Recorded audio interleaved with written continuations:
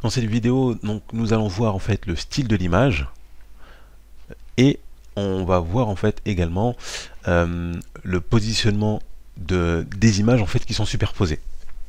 Voilà. Parce que là on a vu donc l'image en rapport avec le texte, mais on peut voir des images en rapport avec une autre image, une superposition par exemple d'images. Alors là, ce que je vais faire, c'est que je vais faire un copier-coller. Oui, on peut copier une image effectivement. Donc là, j'ai fait un CTRL-C, CTRL-V. Donc elle garde la même disposition. Et je vais lui donner en fait un autre style. Donc les styles, tout simplement, on est dans format de l'image. Hein. Et ici, j'ai plusieurs styles. Donc je vais prendre, par exemple, ce style-là. Donc vous voyez, donc ça adapte très rapidement votre image. Donc je vais prendre celle-ci. Voilà. Et je vais lui mettre un effet. Donc un effet, une rotation 3D. Donc là ici, hein, je vais à côté, effet de l'image. On en a plusieurs, hein, je vous laisserai tester. Voilà, on peut mettre de l'ombre, on peut mettre un effet en fait de réflexion. Mais tenez, on va le faire, on va mettre une petite réflexion. Voilà, en bas. Donc vous voyez. On va mettre un effet biseau dessus. Et un effet 3D. Rotation 3D. Voilà. Donc vous voyez, donc très rapidement, on a donné en fait un effet assez sympa donc à notre image. Donc toujours, on clique forcément sur l'image parce que sinon on n'a pas l'onglet format d'image. Je clique sur mon image, je vais dans format de l'image. Ici, donc j'ai un style en fait que je peux choisir, n'importe lequel, et on a aussi là une bordure. Vous voyez, donc là je peux changer les bordures. Là on voit rapidement les couleurs en fait que ça donne. Voilà. Donc là, on voit vraiment donc l'effet. Donc les bordures, les effets d'image là qu'on vient de voir, donc il y en a pas mal. Hein. Donc n'hésitez pas à les essayer. Disposition d'image, voilà.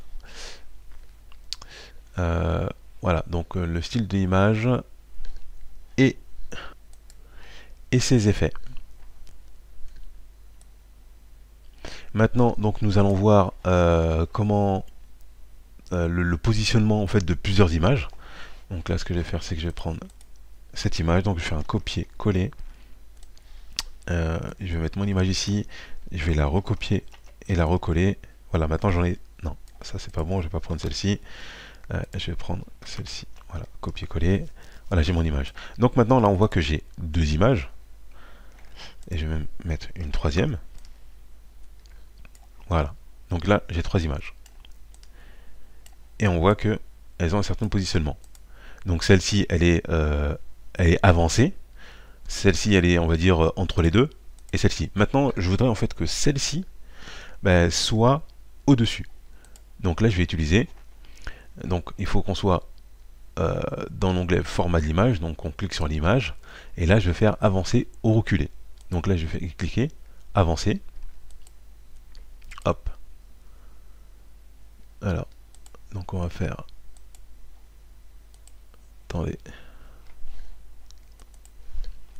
Ah oui, effectivement. En fait, lorsque je clique en fait sur l'image, vu qu'on a changé le format en fait de l'image, donc c'est devenu également en fait une forme. Donc c'est pour ça effectivement que ça ne fonctionne pas très bien.